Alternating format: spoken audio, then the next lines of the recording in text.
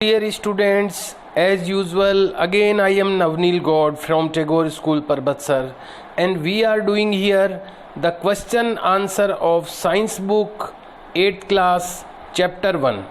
We have completed the 3 questions in the previous video of this book. इस book के previous video में हम लोग फर्स्ट लेसन कंप्लीट कर चुके हैं और साथ में इसके 3 क्वेश्चंस भी हम लोग कंप्लीट कर चुके हैं and we are going to solve the 4th question in this video and try to complete the questions. यहाँ पर हम 4th क्वेश्चन करने जा रहे हैं इस लेसन का आज के वीडियो में और आज हम लोग कोशिश करेंगे कि ये क्वेश्चन आंसर कंप्लीट हो जाए. I want to inform you students, I want to tell you students that you should do the work, the written work in your notebooks in a better way. अच्छी तरह से आप ये सारे question answer अपनी notebook में ज़रूर करें so that you can learn the question answers, ताकि आप ये क्वेश्चन आंसर्स लर्न कर सकें and you can prepare yourself for the exam from this situation also. इस सिचुएशन में भी आप लोग एग्ज़ाम के लिए प्रिपेयर करें अपने आप को अभी से. From the beginning of the session, इस सेशन की शुरुआत से ही आप इसकी तैयारी करें. और इसलिए मैं कहना चाहूँगा कि जो भी क्वेश्चन आंसर करवाते जा रहे हैं उनको आपको अपनी नोटबुक में ज़रूर करना चाहिए और एक अच्छी तरह से करना चाहिए ताकि and do the work carefully with the hand writing issue. Hand writing का भी ध्यान रखते हुए करना चाहिए. Let's start the 4th question. Students look on the screen. Screen पर देखिए. द 4th क्वेश्चन इज, जो 4th क्वेश्चन है यहाँ पर वो है गिव ए ब्रीफ डिस्क्रिप्शन. एक संक्षिप्त वर्णन कीजिए ऑफ द प्रोसेस, उस क्रिया विधि का, of synthesis of food in green plants. Green plants में यानी हरे पौधों में फूड के सिंथेसिस का सिंथेसाइज का यानी फूड के बनने का जो प्रोसेस है, जो क्रिया है भोजन के बनने की, उसको संक्षेप में वर्णन कीजिए. सो you can write the answer from here students. आप लोग इसका आंसर यहाँ से लिख सकते हैं. It is here the writer is asking for the small description, the short description. यहाँ पर जो राइटर है वो शॉर्ट इस डिस्क्रिप्शन के बारे में पूछ रहा है. It is not asked here for a long description. यहाँ पर लंबे डिस्क्रिप्शन के लिए नहीं पूछा गया है. It is asked for a short description. यहाँ पर छोटा डिस्क्रिप्शन पूछा गया है. We can write about the photosynthesis means the process of food preparation of this in the green plants. जो हरे पौधों में फूड प्रिपरेशन की प्रोसेस होती है जिसको हम फोटोसिंथेसिस कहते हैं, उसके बारे में हम शॉर्ट डिस्क्रिप्शन अगर लिखना चाहें तो हम लोग इसको इस तरह से लिख सकते हैं. फ्रॉम हियर, यहाँ से हम इसको लिख सकते हैं. ड्यूरिंग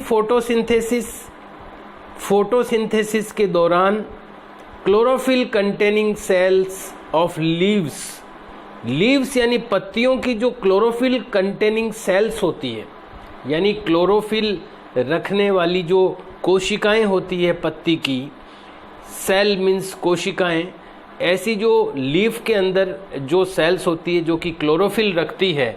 अब क्लोरोफिल क्या होता है, तो ये ग्रीन पिगमेंट होता है, हरे कलर का एक पदार्थ होता है जो कि सनलाइट को एब्जॉर्ब करता है, सूरज की रोशनी को अवशोषित करता है. हरे कलर का एक पिगमेंट होता है, रंग होता है जो कि पत्तियों में पाया जाता है, इसको क्लोरोफिल कहते हैं. तो बात अभी उसी क्लोरोफिल की हो रही है.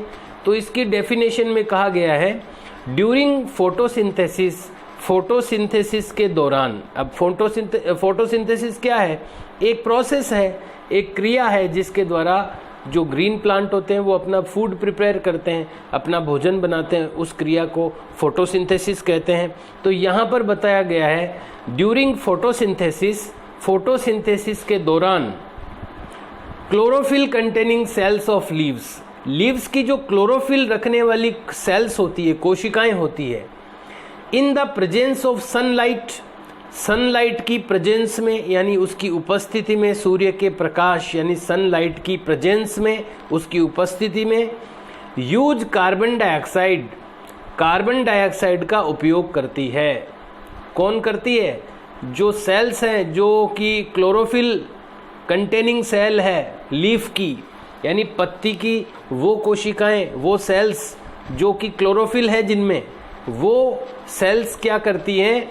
वो सनलाइट की प्रेजेंस में यानी सूरज की रोशनी की उपस्थिति में कार्बन डाइऑक्साइड का यूज करती है एंड वाटर और पानी का यूज करती है। दो चीज़ों का यूज करती है, एक तो वाटर का और एक कार्बन डाइऑक्साइड का।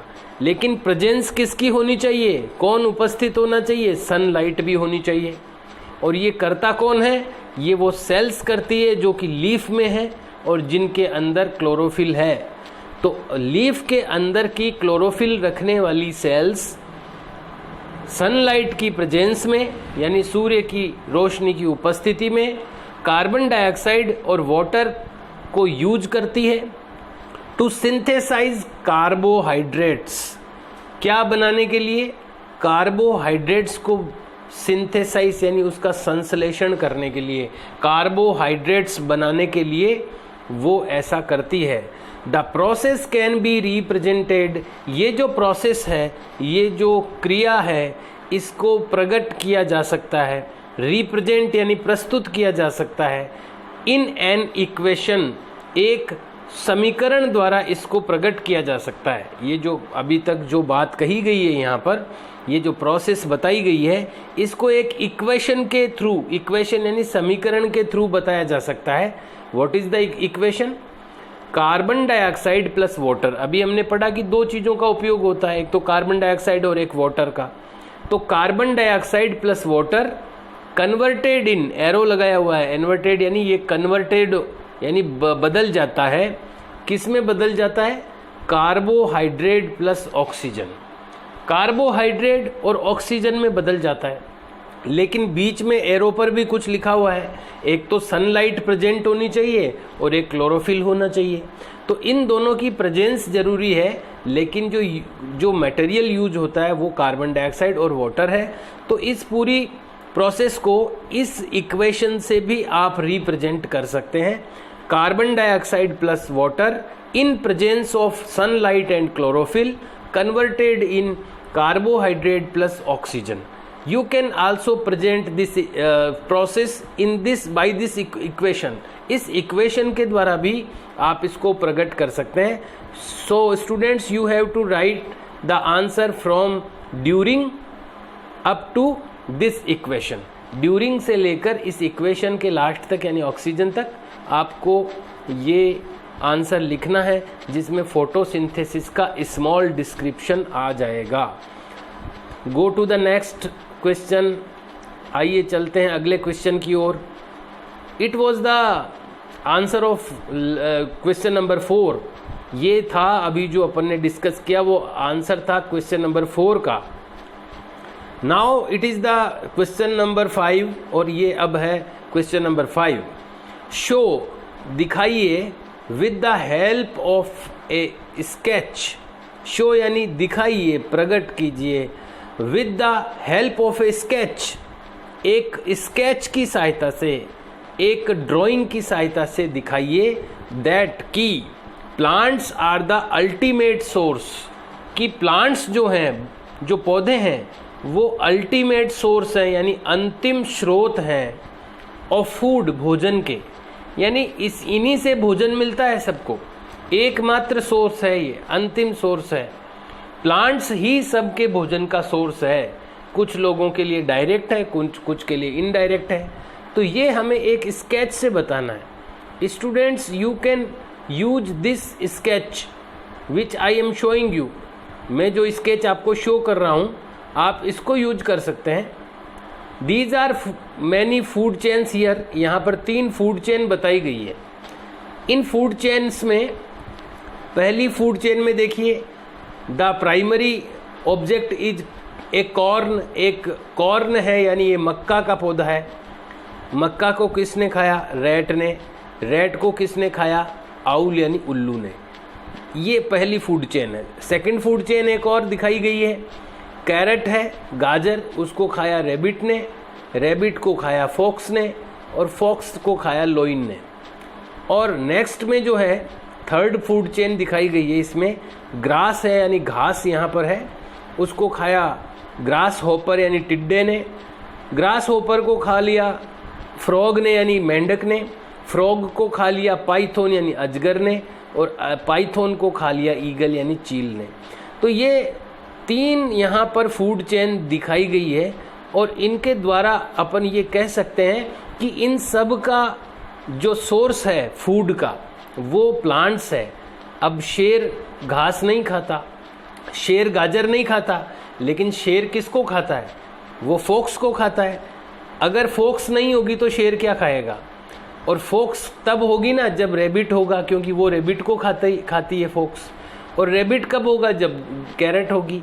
तो भले ही कोई डायरेक्ट डिपेंड नहीं है प्लांट्स पर, लेकिन इनडायरेक्ट जरूर सब लोग प्लांट्स पर डिपेंड होते हैं, इसलिए ये अल्टीमेट सोर्स कहलाते हैं। Students, you can use this diagram for this presentation.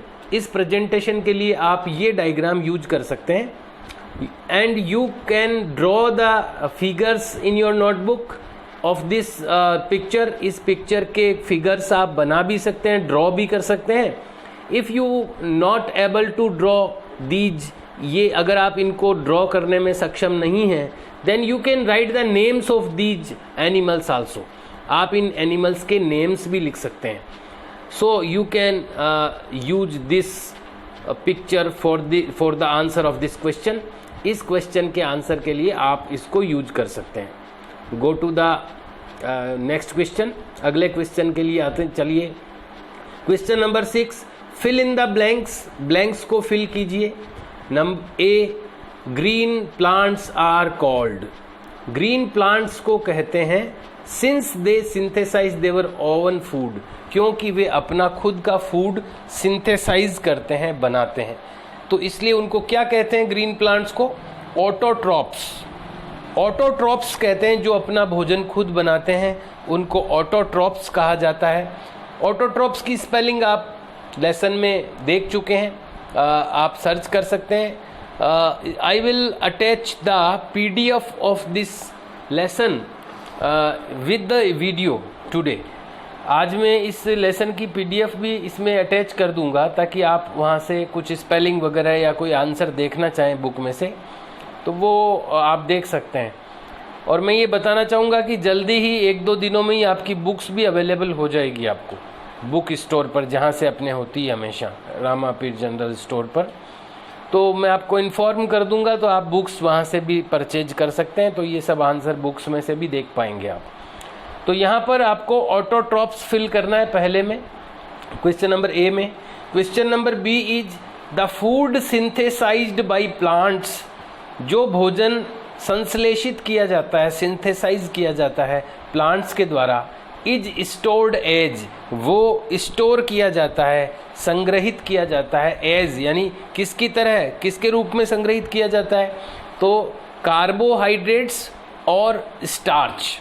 Carbohydrates या स्टार्च के रूप में उसको संग्रहित किया जाता है। तो यहाँ पर आपको लिखना है कार्बोहाइड्रेट्स और स्टार्च, ये आपको फिल करना है। Question number C, in photosynthesis, photosynthesis में सोलर एनर्जी इज एब्जॉर्ब्ड, सूरज की रोशनी अवशोषित की जाती है, बाय द पिगमेंट, एक रंग के द्वारा, कॉल्ड, इसको क्या कहते हैं? एक पिगमेंट यानी एक वर्णक है, रंग है, जो कि सोलर एनर्जी को एब्जॉर्ब करता है। तो वो कौन है? तो उसको कहते हैं क्लोरोफिल। क्लोरोफिल कहते हैं उसको, हमने लेसन में पढ़ा है कई जगह। उसको क्लोरोफिल कहते हैं। You can look the spelling of chlorophyll many times anywhere in the lesson. आप लेसन में कहीं भी क्लोरोफिल की स्पेलिंग आपको मिल जाएगी। तो जो ग्रीन कलर है, जो कि सनलाइट को एब्जॉर्ब करता है, वो क्लोरोफिल कहलाता है। You have to fill the chlorophyll in this. Question number D, during photosynthesis के दौरान प्लांट्स टेक इन, पौधे अंदर लेते हैं। फोटोसिंथेसिस के दौरान पौधे अंदर लेते हैं एंड रिलीज गैस, और निकालते हैं, मुक्त करते हैं कौन सी गैस? तो अंदर तो फोटोसिंथेसिस के दौरान वो लेते हैं कार्बन डाइऑक्साइड, और रिलीज कौन सी गैस करते हैं? Oxygen. So students, you have to fill carbon dioxide in first blank and you have to fill the oxygen in second blank. Go to the next question. Question number 7. Name the following. इनके नाम बताइए। Number 1, a parasite plant. एक parasite कौन होते हैं? जो दूसरे किसी प्लांट के ऊपर रहते हैं और उसी में से बना बनाया फूड एब्जॉर्ब कर लेते हैं, अवशोषित कर लेते हैं, खुद अपना भोजन नहीं बनाते हैं। तो ऐसे जो प्लांट्स होते हैं वो पैरासाइट होते हैं। ए पैरासाइट प्लांट, एक पैरासाइट प्लांट है ये, with yellow slender and branched stem, पीले गोलाकार और ब्रांच्ड यानी शाखाओं युक्त स्टेम यानी तने वाला ये है, यानी बेल की तरह है ये, पीले कलर की। ये कौन सा पैरासाइट है? तो ये है कुस्कुटा।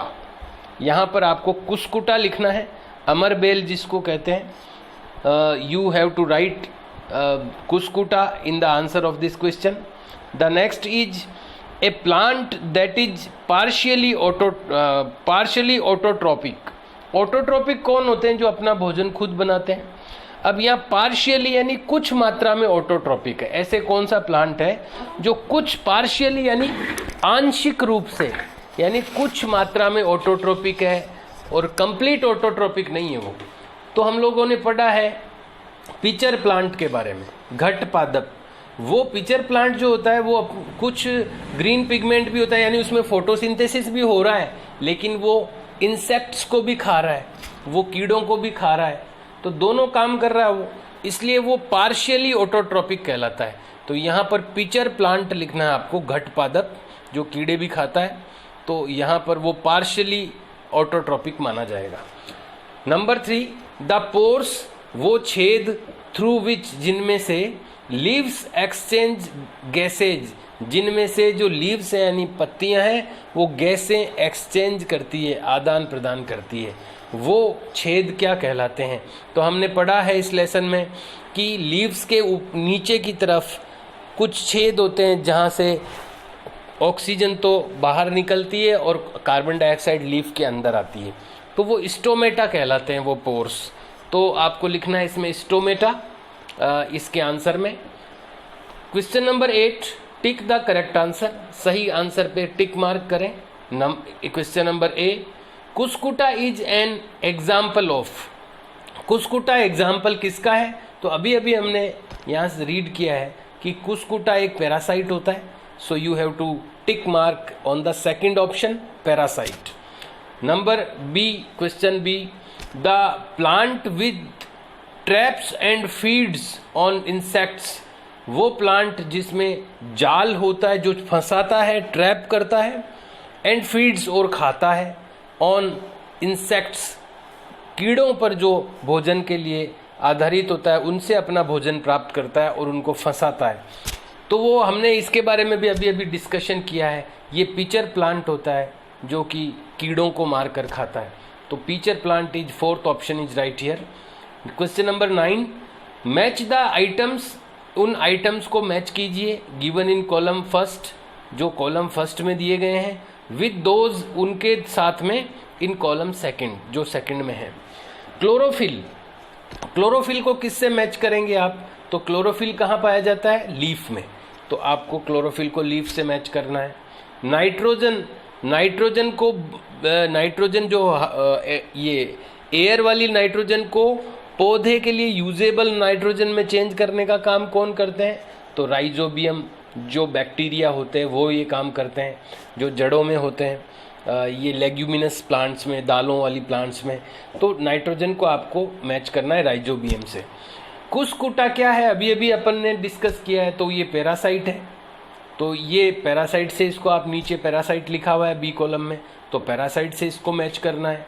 एनिमल्स, एनिमल्स क्या होते हैं, अपना भोजन खुद नहीं बना पाते हैं, वो दूसरों पर डिपेंड होते हैं। मोस्टली जो प्लांट्स होते हैं उन पे डिपेंड होते हैं एनिमल्स, तो वो ऑटोट्रॉपिक ट्रॉप्स नहीं हैं, वो कहलाते हैं हेटेरोट्रॉप्स। हेटेरोट्रॉप्स कौन होते हैं, जो दूसरों पर डिपेंड होते हैं। तो यहाँ पर इनको एनिमल्स को हेटेरोट्रॉप्स से मिलाना पड़ेगा आपको। इंसेक्ट्स यानी कीड़े, कीड़ों को कौन खाता है, पिचर प्लांट। तो ये इस तरह से in this way you can match the column A and B. इस तरह से आपको कॉलम ए और बी को मिलाना है। Next question is question number 10। Mark T, capital T लिखिए if the statement is true, यदि कथन सत्य है तो टी लिखिए, and F is if it is false, अगर ये फॉल्स है तो एफ लिखिए। First is carbon dioxide is released, carbon dioxide release होती है, निकलती है ड्यूरिंग फोटोसिंथेसिस। तो हमने पढ़ा है कि फोटोसिंथेसिस के ड्यूरिंग तो ऑक्सीजन निकलती है, बाहर रिलीज तो ऑक्सीजन होती है, ये कह रहे हैं कि कार्बन डाइऑक्साइड होती है, इसलिए ये रॉन्ग है। You have to tick on the F, आपको इसमें एफ पर टिक करना है, because it is a false statement, ये गलत कथन है। The second is plants which synthesise their food, पौधे जो अपना फूड सिंथेसाइज करते हैं, आर कॉल्ड सेप्रोट्रॉफ्स, उनको सेप्रोट्रॉफ्स कहते हैं। तो सेप्रोट्रॉफ्स वो थोड़ी होते हैं, सेप्रोट्रॉफ्स तो वो होते हैं जो डेड एंड डिकेइंग मैटर से अपना फूड फीडिंग करते हैं। डेड यानी मरी हुई चीज़ों से या ख़राब चीज़ों से अपना न्यूट्रिएंट्स लेते हैं, पोषक तत्व लेते हैं, वो होते हैं सेप्रोट्रॉफ्स। तो वो जो खुद अपना फूड प्रिपेयर करते हैं वो सेप्रोट्रॉप्स नहीं होते हैं। तो ये स्टेटमेंट भी फॉल्स है, so you have to tick on the F. Next is third is the product of photosynthesis is not a protein. Photosynthesis का प्रोडक्ट जो है, सो फोटोसिंथेसिस से जो बनती है चीज़ें उनको प्रोडक्ट कहते हैं। तो फोटोसिंथेसिस का प्रोडक्ट प्रोटीन नहीं है, ऐसा बोल रहा है ये। सो इट इज़ करेक्ट सेंटेंस, ये सही वाक्य है, क्योंकि फोटोसिंथेसिस में क्या बनता है, कार्बोहाइड्रेट बनता है, उसमें प्रोटीन नहीं बनता है। So it is true sentence, true statement, you have to tick on the T. Number 4, solar energy is converted, सूरज की रोशनी बदलती है, कन्वर्ट हो जाती है into chemical energy, chemical energy में ड्यूरिंग फोटोसिंथेसिस, फोटोसिंथेसिस के दौरान। एज वी नो, जैसा कि हम जानते हैं, in the result of photosynthesis carbohydrates are getting by the plant, carbohydrate प्राप्त करता है प्लांट। तो कार्बोहाइड्रेट क्या है, ये एक केमिकल है। तो जो सोलर एनर्जी है वो केमिकल एनर्जी में कन्वर्ट होती है फोटोसिंथेसिस के ड्यूरिंग, उसके दौरान। So it is a correct statement, यहाँ पर ये सही वाक्य है। You have to write make a tick mark on the T. The next question is question number 11। Choose the correct option from the following, निम्न में से करेक्ट ऑप्शन को चूज करना है। Which part of the plant, plant का कौन सा part takes in carbon dioxide, carbon dioxide को अंदर लेता है, फ्रॉम द एयर, हवा से, फ्रॉम फोर्स फोटोसिंथेसिस, फोटोसिंथेसिस के लिए प्लांट का कौन सा ऐसा पार्ट है जो अंदर लेता है कार्बन डाइऑक्साइड को। तो हम जानते हैं ये स्टोमेटा कहलाते हैं, जो छेद होते हैं लीफ के नीचे जिनके थ्रू कार्बन डाइऑक्साइड अंदर आती है। तो stomata is correct answer, you have to tick mark on the stomata, the second option. Question number 12, choose the correct option from the following, निम्न में से सही ऑप्शन को चूज कीजिए। Plants take carbon dioxide, plants जो होते हैं वो कार्बन डाइऑक्साइड को लेते हैं फ्रॉम द एटमॉस्फेयर, वातावरण से, मेनली थ्रू देयर, मुख्य रूप से उनके किस पार्ट से लेते हैं, रूट से लेते हैं, स्टेम से लेते हैं, फ्लावर से लेते हैं या लीव्स से लेते हैं। तो हम जानते हैं कि स्टोमेटा के थ्रू अंदर लेते हैं कार्बन डाइऑक्साइड को, और स्टोमेटा कहाँ होते हैं, लीफ में होते हैं। तो लीफ के थ्रू लेते हैं, leaf is the correct answer here, so you have to tick mark on the fourth option. Next question is question number 13, why do farmers grow many fruits and vegetables, किसान क्यों उगाते हैं many fruits and vegetables crops, बहुत सारी फल और सब्जियों की फसल क्यों उगाते हैं इनसाइड लार्ज ग्रीन हाउसेज, बड़े बड़े ग्रीन हाउसेज के अंदर क्यों उगाते हैं। आजकल ये नई टेक्निक चल रही है ग्रीन हाउस में क्रॉप्स उगाने की। उससे क्या होता है कि जो फार्मर होता है, किसान होता है, वो कई चीज़ों को कंट्रोल कर सकता है उस ग्रीन हाउस के अंदर। मेनली जो टेम्परेचर होता है, जो ह्यूमिडिटी होती है यानी आर्द्रता होती है, इन कुछ चीज़ों को वो कंट्रोल रेगुलेट कर सकता है, कम ज़्यादा कर सकता है। उससे क्या होता है कि एकदम करेक्ट जब उसको टेम्परेचर मिलता है किसी भी फसल को, या करेक्ट ह्यूमिडिटी उसको मिलती है, तो उसका जो प्रोडक्शन है वो बहुत अच्छा होता है, बहुत अच्छा प्रोडक्शन वो प्राप्त कर सकता है। तो यहाँ पूछा गया है कि वो ग्रीन हाउस के अंदर फ्रूट्स और वेजिटेबल्स को क्यों उगाता है। What are the advantages to the farmers, farmers को इसका क्या एडवांटेज है, क्या लाभ है। You can write the answer of this question students from the below text of this question. यहाँ नीचे नीचे जो आपको ये एक्टिविटीज दी गई है इसी में से इसका आंसर आप लिख सकते हैं। You can start the answer from the question से आप लिख सकते हैं इसका आंसर। यहाँ से आप स्टार्ट कीजिए। Farmers grow many fruits and vegetable crops inside green houses, किसान उगाते हैं बहुत सारे फल और सब्जियों की क्रॉप्स ग्रीन हाउस में। बिकॉज, क्योंकि, because by this, because by this जोड़ना आपको, क्योंकि इसके द्वारा, बिकॉज बाई दिस, क्योंकि इसके द्वारा, दे रेगुलेट, वे रेगुलेट कर सकते हैं, वे नियंत्रण कर सकते हैं, द अमाउंट ऑफ लाइट, प्रकाश की मात्रा पर, वाटर यानी पानी की मात्रा पर, एंड कार्बन डाइऑक्साइड, और कार्बन डाइऑक्साइड की मात्रा पर, to grow the plants, plants को उगाने के लिए, एंड गेट, ये जोड़ना है लास्ट में, एंड गेट, और प्राप्त करते हैं, मोर प्रोडक्शन ऑफ द क्रॉप, ज़्यादा प्रोडक्शन क्रॉप का। So students you can write the answer of this question like this, इस तरह से आप इसका आंसर लिख सकते हैं। और इसका मतलब ये है कि ये तीन चीज़ों को, ये ग्रीन हाउस में जब वो ग्रो करते हैं, फार्मर्स जब क्रॉप्स को ग्रीन हाउस में ग्रो करते हैं, तो इन तीन चीज़ों को वो कंट्रोल कर सकते हैं, रेगुलेट कर सकते हैं। एक तो अमाउंट ऑफ लाइट को, वाटर को और कार्बन डाइऑक्साइड को, इन तीनों के अमाउंट को वो रेगुलेट कर सकते हैं। So students we have completed the question answer of this question. Now it is extended learning, और ज़्यादा विस्तार से सीखने के लिए यहाँ दिया हुआ है एक्टिविटीज़ एंड प्रोजेक्ट्स। यहाँ कुछ एक्टिविटी और प्रोजेक्ट दिया हुआ है जो कि हमें एक्सटेंडेड लर्निंग देगा, थोड़ा विस्तार से और कुछ सीखने को यहाँ मिलेगा। There is a project here, यहाँ एक प्रोजेक्ट दिया हुआ है। Let us learn about this, आइए इसके बारे में भी पढ़ ही लेते हैं ताकि ये लेसन कंप्लीट हो जाए। अगली बार हम नेक्स्ट वीडियो में नेक्स्ट लेसन स्टार्ट कर दें। टेक ए पॉटेड प्लांट, एक पॉटेड प्लांट लीजिए यानी गमले वाला पौधा लीजिए, एंड विद ब्रॉड लीव्स, जिसकी चौड़ी पत्तियां हो, ब्रॉड यानी चौड़ी, लीव्स यानी पत्तियां हो। Take 2 stripes of black paper, और 2 ब्लैक पेपर यानी काले पेपर की 2 स्ट्राइप्स यानी पट्टियां काट के ले लीजिए।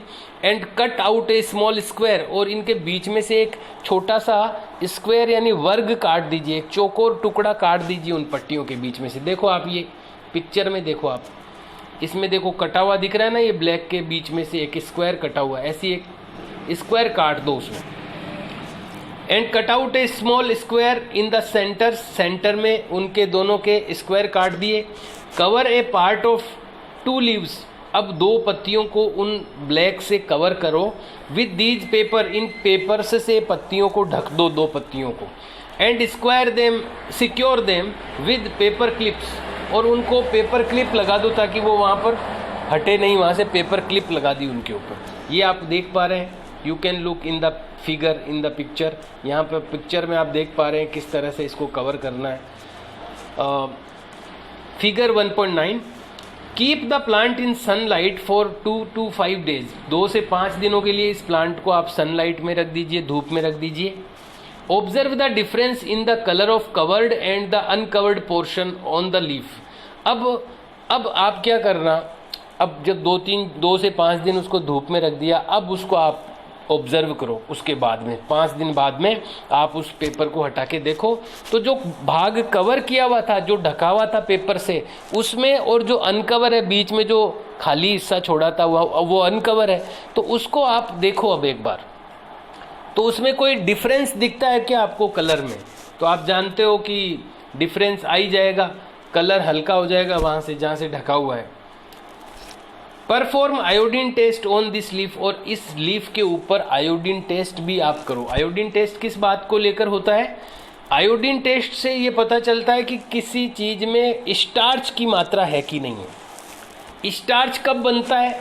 जब फोटोसिंथेसिस होता है तो स्टार्च बनता है, कार्बोहाइड्रेट बनता है और कार्बोहाइड्रेट स्टार्च में बदल जाता है। तो अगर किसी लीफ में का स्टार्च मिला है, अगर आयोडीन टेस्ट किया है किसी लीफ का और उसमें स्टार्च मिला है, इसका मतलब कि उसमें फोटोसिंथेसिस हुआ है। लेकिन जब आप इस लीफ का आयोडीन टेस्ट करोगे तो इसमें लीफ में जो भाग ढका हुआ था उसमें आपको ये आयोडीन टेस्ट में स्टार्च नहीं मिलेगा, यानी वहाँ फोटोसिंथेसिस नहीं हुआ। और वहाँ फोटोसिंथेसिस क्यों नहीं हुआ? क्योंकि वहाँ सनलाइट नहीं पहुँची उस भाग में, क्योंकि अपन ने काले पेपर से उसको ढक दिया था। तो जिस हिस्से में सनलाइट नहीं पहुँची वहाँ फोटोसिंथेसिस नहीं होता है। यानी इससे जो निष्कर्ष निकलता है वो ये है कि लाइट जो होती है, सनलाइट का बहुत इम्पोर्टेंस है किसमें? फोटोसिंथेसिस में। उसके बिना फोटोसिंथेसिस नहीं होता है, सनलाइट के बिना। Now take the second leaf, और दूसरी एक और पत्ती है उसको ले लो। Remove the stripe and expose the covered part to the sunlight. और अब इस पत्ती को, दूसरी पत्ती को लेकर के, एक पत्ती को तो तोड़ करके आपने उसका टेस्ट वेस्ट कर लिया तो वो तो टूट गई। अब जो 2 पत्तियां अलग अलग लगाई थी आपने काली पत्ती, दूसरी में क्या किया? अब आप दूसरी पे से वो हटा दो, वो ब्लैक जो है, फॉर 2 और 3 डेज। अब वो दूसरी वाली पे से काली जो पेपर है वो हटा करके 2-3 दिन वापस उसको धूप में रख दिया। And do the iodine test. अब उसको वापस आयोडीन टेस्ट करोगे तो क्या होगा बताओ? उसमें स्टार्च मिल जाएगा, क्योंकि आपने उस पे से हटा दिया वो दूसरी पत्ती पे से, तो अब उसको सनलाइट मिलने लग गई तो वापस स्टार्च बनना शुरू हो जाएगा। तो आयोडीन टेस्ट करोगे तो स्टार्च मिलेगा उसमें, यानी कि उसमें फोटोसिंथेसिस हो गया है। Describe your observation. आपके ऑब्जर्वेशन को डिस्क्राइब करो। तो अपन ने यहाँ डिस्कस कर लिया है कि ये जो एक्सपेरिमेंट है, इससे जो कंक्लूजन निकलता है, जो निष्कर्ष निकलता है वो ये है कि sunlight is a very important part of photosynthesis. Without sunlight photosynthesis do not take place. बिना सनलाइट के फोटोसिंथेसिस नहीं हो सकता है। So this is the conclusion of this activity students. ये एक्टिविटी है का कंक्लूजन है। आपको लिखना भी है, ये आपको ये जो भी एक्टिविटी लिखी हुई है, ये जो एक्सपेरिमेंट लिखा हुआ है लिखना, और नीचे लिखना कंक्लूजन। स्पेलिंग आप सर्च कर लेना नेट पर। कंक्लूजन लिख के, यानी निष्कर्ष लिख के ये लिखना है, sunlight is the most very important part of photosynthesis. Without sunlight photosynthesis does not take place. वो स्थान, ये बिना सनलाइट के फोटोसिंथेसिस नहीं हो सकता। डज नॉट टेक प्लेस, वो नहीं हो सकता। The second is visit A green house. एक ग्रीन हाउस को विजिट कीजिए। इफ़ देयर इज वन, अगर कोई एक है, नियर योर प्लेस, आपकी जगह के पास में अगर कोई ग्रीन हाउस है तो उसको विजिट कीजिए। ऑब्जर्व, अध्ययन कीजिए, हाउ दे ग्रो प्लांट्स, कैसे वो प्लांट्स उगाते हैं। फाइंड आउट, पता कीजिए, how they regulate the amount of light, water and carbon dioxide to grow the plant. तो कैसे वो इन 3 चीज़ों को कंट्रोल करते हैं ग्रीन हाउस में। तो स्टूडेंट्स, यहाँ परबतसर में तो अवेलेबल नहीं है, लेकिन यहाँ श्यामपुरा में है एक। कभी प्लान बनाएंगे वहाँ पर चल करके देखने का कि ग्रीन हाउस में ये जो फार्मर्स होते हैं ये कैसे कंट्रोल करते हैं इन 3 चीज़ों को। We will visit the green house in next days students. अगले दिनों में हम ग्रीन हाउस का विजिट जरूर करेंगे। Question number 3, try growing A sweet potato just in water. और एक चुकंदर उगाने की कोशिश करो पानी में। Describe your experiment and observation, आपके एक्सपेरिमेंट को वर्णन बताओ उसका, आपका जो ऑब्जर्वेशन है, आपने जो अध्ययन किया उसमें से। तो आप घर में चुकंदर उगाने की कोशिश करें पानी में, तो क्या होता है। You can read more on the following website, ये एक वेबसाइट दी हुई है यहाँ पर, आप इस वेबसाइट पे और भी कोई नॉलेज अगर लेना चाहें इस संदर्भ में तो ले सकते हैं। डिड यू नो, क्या आप जानते थे, light is so important to plants, की जो लाइट होती है, जो प्रकाश होता है, वो इतना इम्पोर्टेंट है प्लांट के लिए। दैट देयर लीव्स ग्रो, कि उसकी जो पत्तियां होती है वो उगती है। इन मैनी पैटर्न्स, कई पैटर्न से उगती है उसकी पत्तियां। सो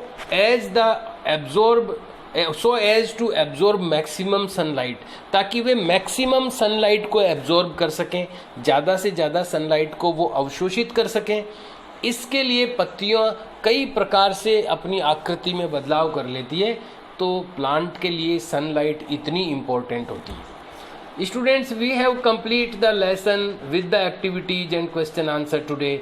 हमने लेसन 1 कंप्लीट कर लिया है एक्टिविटीज और ये इसके साथ एक्टिविटीज के साथ you have to do all this work in written form also in your notebook. आपको ये सारा वर्क रिटन फॉर्म में अपनी नोटबुक में भी करना है।